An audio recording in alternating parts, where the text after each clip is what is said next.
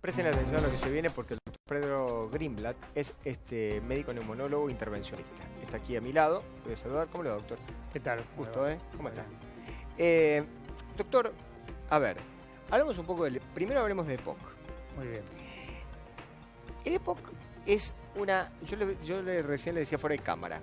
Es algo de lo cual uno tiene que empezar a preocuparse en función después de los 50 años por haber tenido una vida desordenada, por ejemplo, haber sido un gran fumador o no haber practicado deporte o cosas por el estilo, porque está mucho asociado a eso. Cuando uno habla de EPOC, definitivamente se remite a la figura, por ejemplo, de Sandro, ¿no? Que era un fumador crónico.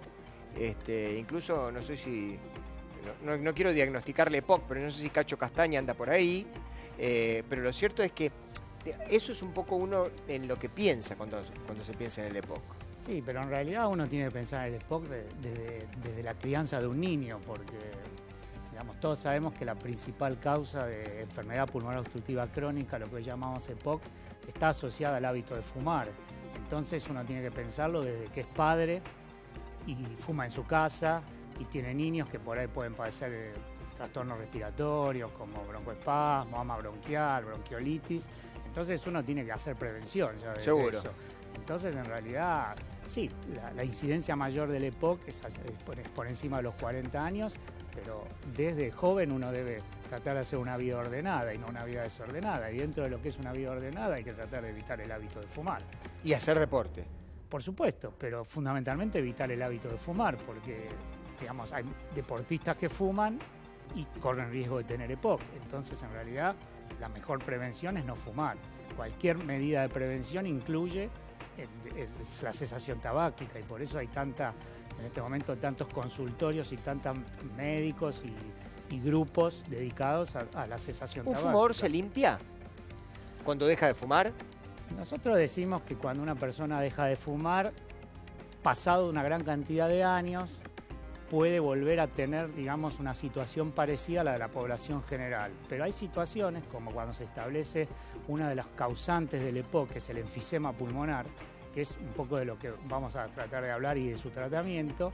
Cuando se establece el enfisema pulmonar, haber dejado de fumar mejora la situación porque todo el componente inflamatorio, que es estar permanentemente fumando, tiende a desaparecer, pero las lesiones que se produjeron en el pulmón ya muchas son irreversibles. Entonces lo que nos queda es tratar de mejorar la calidad de vida de ese paciente y no curarlo, sino mejorar su calidad de vida. Totalmente. Entonces, lo que le empeora notoriamente es la calidad de vida. Yo tengo familiares que tienen EPOC y cuando uno ve a una persona que tiene EPOC es tremendo. Sí. Es tremendo, porque el el principal daño es ese, la calidad de vida. No pueden subir escalera, les cuesta agacharse. Es una enfermedad altamente incapacitante. Nosotros vemos, y ahora en la Argentina se está viendo más, al principio había por ahí más pudor de la gente, pero hoy vemos por la calle mucha gente con la bigotera de oxígeno, con la mochila, caminando por la calle. Hoy por suerte la gente se recluye menos y eso hace que genere más conocimiento y que aquel que puede ver a una persona en esas condiciones, por lo menos preguntarse, ¿corro ese riesgo? ¿Qué debo hacer? ¿Qué no debo hacer? Pero hoy por suerte el EPOC se conoce más, la gente tiene más conciencia, pero aún así todo, sabemos que los jóvenes, adolescentes, fuman a pesar de todas las campañas o no campañas que hay de propaganda del cigarrillo. ¿Podría decirse de que los pulmones son una esponja de goma espuma y el EPOC son los pedazos que se le arrancaron a esa esponja? No, lo de la esponja es interesante. Podemos pensar que es una esponja de goma espuma y que cuando se establece el enfisema pulmonar como causante de EPOC, la esponja que tenía agujeritos chiquitos empieza a tener agujeros muy grandes, claro, porque se van rompiendo los tabiques y eso hace que falle el intercambio gaseoso, digamos, que el pulmón pueda transferir oxígeno a la sangre con todo lo que significa la falta de oxigenación cerebral, miocárdica, renal, etcétera. Y por otro lado, hace que la persona, digamos, tenga dificultad para su actividad diaria. Entonces eso deteriora su calidad de vida. Pero sí, es un ejemplo interesante el de la esponja. Le agradezco mucho. A veces se nos ocurren algunas cosas. Doctor, a ver, ¿es difícil recomponer, digamos, cuando uno entró en la enfermedad, digamos, es muy complicado tratar de tener una ¿no es cierto? No sé si curarse, porque me parece que eso no se cura, ¿no? No, sí, es difícil porque primero es necesario, como cualquier situación de enfermedad, digamos, tomar conciencia de que uno necesita tratarse. Entonces, bueno, cuando la persona asume eso, sabe que tiene que dejar de fumar, sabe que tiene que concurrir al médico, al neumonólogo, por ahí muchas veces necesita medicación para aliviar sus síntomas, debe hacer rehabilitación respiratoria. Hoy en día la rehabilitación respiratoria es muy importante porque la incapacidad ventilatoria hace que la persona se recluya, diga, no, yo no puedo caminar, yo no me puedo mover. Sin embargo, hoy está claramente definido que cuando hablamos de tratamiento completo del EPOC incluye la rehabilitación. Hay muy buenos y excelentes grupos, sobre todo kinesiólogos, que se ocupan de rehabilitar a los pacientes. Bueno, esto que estamos viendo es el tratamiento que ya hace varios años, por lo menos más de 10 años, que se venía realizando en todo el mundo, y en la Argentina lo iniciamos en el año 2013, porque muchas veces el enfisema pulmonar, el tratamiento último y definitivo, si se quiere, del enfisema pulmonar es el trasplante de pulmón. El trasplante de pulmón, sabemos todos que es un tema muy serio, es una situación que genera mucha angustia en la persona que requiere un trasplante, y por otro lado no es fácil conseguir órganos. El enfisema pulmonar no es lo mismo que un cáncer de pulmón. No, el enfisema pulmonar es una enfermedad benigna, pero no es por eso menos incapacitante. El problema es la incapacidad que genera, pero no es un cáncer de pulmón. El cáncer de pulmón es otra cosa, también asociado absolutamente y en forma lineal al hábito de fumar. Es muy raro que una persona que nunca fumó contraiga cáncer de pulmón. Hay casos y también hay casos de gente. Tengo un par de preguntas para que me pegue con un martillazo. Dale. Me dé un martillazo. La primera, que es la que todos los fumadores hacen, ¿no? Esta cosa de que cuando se junta dice, bueno, yo fumo 10. 10 me dijeron que yo 10 puedo fumar toda la vida. Otro salta y dice, no, 10 no, 5. Con 5 puedes fumar de acá hasta que te mueras, porque el cuerpo te lo absorbe y bla, bla, bla, y vas corriendo. Mito, ¿verdad? Tengo que decir la verdad, no puede fumar nada. La verdad no puede fumar nada. La verdad. También sé de gente que ha fumado, que tiene hoy 80 años, que fumaron 20 cigarrillos toda la vida y están sanos. Pero esos son casos excepcionales, como tiene que ver la genética. Lotería. Tiene que ver la genética, tiene que ver situaciones particulares, pero lamentablemente de cada 10 fumadores, 9, 8 van a tener algún compromiso.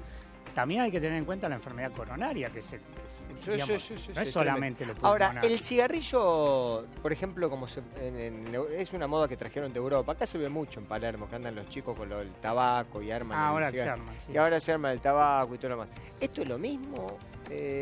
Yo no, la verdad que no soy experto en eso, pero entiendo que el cigarrillo armado probablemente contenga menos sustancias tóxicas, pero no deja de ser tóxico. No deja será de ser un número tóxico. menor. Pero y la otra que le voy a hacer. No es sano para nada. Y la otra que le voy a hacer, que tampoco es políticamente correcta esta pregunta, pero igual se la voy a hacer. Hay un adminículo, un aparato que está prohibido, que es el cigarrillo electrónico. Pero todo el mundo anda de acá para allá viendo cómo hace para poder comprarlo, y algunos dicen, no, sí, porque es bárbaro, porque yo dejé de fumar el cigarrillo electrónico, y otros te dicen que no, porque es vapor que se te va a los pulmones, y ese vapor que se te va a los pulmones no es bueno. ¿Cómo es esto? Bueno, como primera medida estamos hablando de un artículo prohibido. Prohibido, está prohibido. Entonces yo lo aclaré. Tenemos que ser cuidadosos porque está prohibido, no está admitido. Hay una agencia reguladora en la Argentina que se llama ANMAT, es verdad, que no autoriza el uso de cigarrillos. Pero a mí no me prohíben hablar de ciertos temas, por suerte. No, estamos de acuerdo. Están en la calle. Estamos de acuerdo. Está tenemos claro que partir de ese concepto. Por otro lado, el cigarrillo electrónico en realidad es otro sistema. Se dice vapeamos, digamos, aspiramos un vapor cuando consumimos un cigarrillo electrónico. Ahora ese vapor se genera con líquidos que desconocemos qué son. Sí. Y ese es el gran problema. Al no haber ninguna regulación, desconocemos absolutamente qué contiene. Y sabemos también que así como hay gente que se prepara sus cafés, sus tés, sus blends, hay gente que se prepara sus cigarrillos. Y lo que sí se sabe, eso sí, hay evidencia, es que los cigarrillos electrónicos todos contienen algún grado de nicotina. O sea que eso también... El producto que uno le pone. Todos tienen nicotina, no hay ninguno que no la contenga. Entonces, eso significa... ¿Cuál es el principal factor de adicción en el cigarrillo? La nicotina. Sí. Los que fuman son adictos a la nicotina. Sí. Esa es la realidad. Cuando uno habla de adicción es la nicotina. Con la nicotina vienen todos los otros productos. El cigarrillo electrónico también la contiene, o sea que en realidad es absolutamente riesgoso. No conocemos, o yo por lo menos no conozco, la magnitud del riesgo, pero si está prohibido, digamos, debe ser por pero ahí. además, entre otras cosas, está prohibido. ¿Usted tuvo uno en la mano alguna vez, lo vio? Sí, los vi. Son muy así. Aparato raro, ¿no? El otro día llegué a un lugar donde tenía que hacer un trámite y vi una mujer que estaba con era una cosa rectangular, pero era gigante, una cosa rectangular y estaba así, estaba fumando adentro de un lugar y me pareció muy loco, me pareció muy raro. Y aparte tienen un marcador, algunos tienen un marcador para saber cuándo se quedan sin batería. Son distintos dispositivos, incluso los originales parecían cigarrillos comunes. Parecían cigarrillos. Es un invento de la China, realmente es un invento chino con todo respeto. Es un invento chino. Sí. Pero no sabemos qué contiene. No sabemos qué peligro. Tiene. Claro. O sea, que estamos consumiendo, es como que consumamos un alimento, que lo compramos en la calle y no sabemos... Bueno, pero el ANMAT lo prohibió, así que bueno. De hecho, por eso, estamos hablando de algo absolutamente prohibido. Doctor, hablamos un poquito de gripe A, ¿te parece? Lo llevo un minutito del tema de la gripe A, después si quiere volvemos a EPOC. Sí. Bueno, gripe A. Cuénteme cómo está el tema de la gripe A, porque yo hoy a la mañana conté 2 casos que me contó la pediatra y me parece que hay muchos más casos de los que se dicen. Yo digamos, me desempeño como jefe del servicio de broncoscopía del Hospital María Ferrer. Entonces, esta semana se presentó en nuestro Ateneo semanal la situación de las últimas 2 semanas respecto de gripe A para informarnos. Sí. O sea que lo que yo te voy a pasar son datos del 16 de mayo al 1 de junio, 2 semanas, 2 semanas epidemiológicas. En esas 2 semanas, el día miércoles se presentaron que ingresaron, hay 22 casos. ¿En dónde? En nuestro hospital. Solamente en el hospital de usted. Es un hospital respiratorio, pequeño, de alrededor de 50 camas, pero que tiene es un hospital de referencia en la medicina respiratoria en la Argentina. De esos 22 casos, hay 6 casos positivos, o sea, 6 casos confirmados con hisopado de fauces que son de gripe A. Hay 6 casos negativos y hay 9 casos para confirmar. Lo interesante es que de esos 22 casos, hasta el miércoles había un paciente en asistencia respiratoria mecánica, con neumonía por gripe A. Wow. Y después se ingresaron a la asistencia respiratoria 3 casos más, que uno de ellos es un caso nuevo y otro es uno de los pacientes que estaban. ¿Usted cree que se puede hablar de epidemia? No, las autoridades nacionales no hablan de epidemia ni de brote por ahora, pero bueno, no sé cuándo se va a decir si es epidemia. Yo lo conozco mucho al doctor San Juan, que es el jefe de epidemiología ¿Qué dice el doctor de la Nación. Bueno, siempre el doctor San Juan en general tiende a poner paños fríos. Uno que lo conoce después de muchos años sabe exactamente que en realidad el doctor San Juan tiende a que no cunde el pánico. Que en algún sentido es entendible, en función del lugar a donde está. Pero evidentemente uno a la vuelta de la esquina se está empezando a topar con muchísimos casos de gripe A. Yo no sé si usted tiene la misma sensación. Sí, de hecho hay muchos casos y en este momento de todas las instituciones hospitalarias, yo también trabajo en el CEMIC, nos han dado pautas de cómo de manejo de pacientes internados, de pacientes ambulatorios. Muchos pacientes vienen con síntomas compatibles y entonces se habla de enfermedad tipo influenza, ETI, que es una nueva sigla que apareció, que es ETI, que es enfermedad tipo influenza. Entonces, bueno, en aquellos que hay alta sospecha y que tienen factores de riesgo, se les hace hisopado para confirmar, en otros se los trata sintomáticamente. Doctor, ¿nos puede señalar cuál es la diferencia entre una gripe común y la gripe A? ¿Cómo me doy cuenta yo si mi hijo o mi hija puede tener una gripe A? Bueno, la gripe A tiene síntomas más específicos, por ejemplo, tiene más trastornos, mialgias, más compromiso de dolores musculares. Por ahí la cefalea es menor, pero puede tener cefalea, dolor de cabeza. La fiebre no suele ser tan alta. En general, el cuadro es importante tenerlo en cuenta. En general, el cuadro gripal debe ser tenido en cuenta en todos, pero en las personas con factores de riesgo, fundamentalmente. ¿A quién se refiere puntualmente? Y bueno, los factores de riesgo, que son las personas que se aconseja vacunarlos, son las personas con enfermedades crónicas, los mayores de 65 años, los pacientes que tienen enfermedades tipo renales, asma bronquial, enfermedad pulmonar obstructiva crónica, de la que estamos hablando. Y yo creo que hay que incluir un grupo importante que estamos viendo, que son los obesos.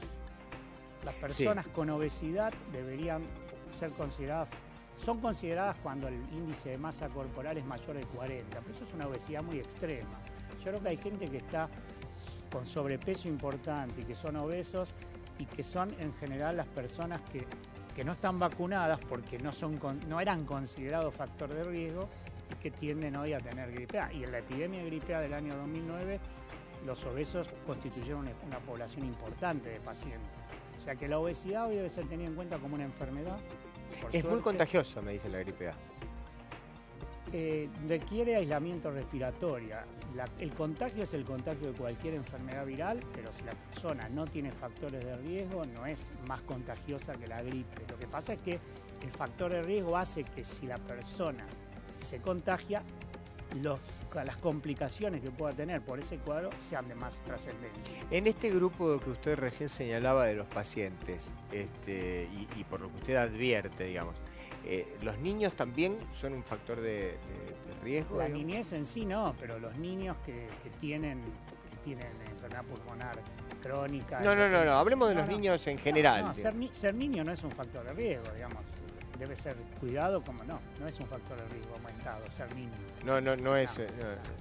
No conforman de por sí un factor de riesgo. Doctora, ¿algo más que nos quiera agregar respecto al tema del EPOC que nos haya quedado? Sí, lo que quiero fundamentalmente contarles es este nuevo tratamiento que estamos desarrollando del año 2013, que es el tratamiento endoscópico a partir de la utilización por vía broncoscópica de colocación de válvulas que producen reducción de las áreas pulmonares superinfladas, que son las que están trayéndole trastorno al paciente.